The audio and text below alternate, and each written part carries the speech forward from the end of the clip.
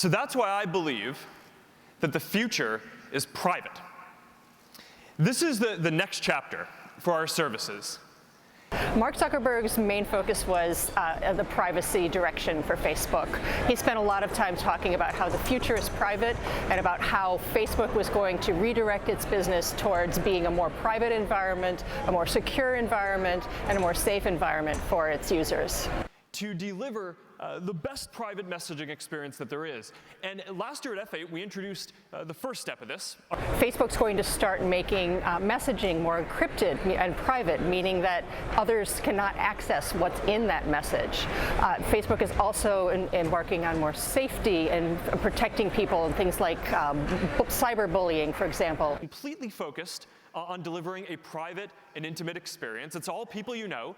There are no public figure accounts that you can follow. Consumers and users maybe are less inclined to post publicly on Facebook, to talk endlessly about what they're doing over the course of a day, to check in just for the sake of checking in.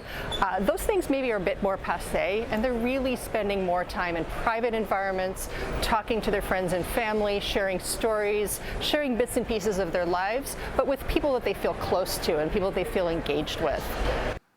Or like this tight-knit group for military families. So, when they get deployed to a new city, they know where to go to ask. Facebook has had a lot of questions about its business practices and about the way that it uses data and the way that it protects its users' privacy by governments, by regulatory bodies, by all around the world. And so I think that Facebook is also acknowledging that it needs to make these sorts of statements to maybe placate some of these governments and regulatory bodies that have been investigating its business practices.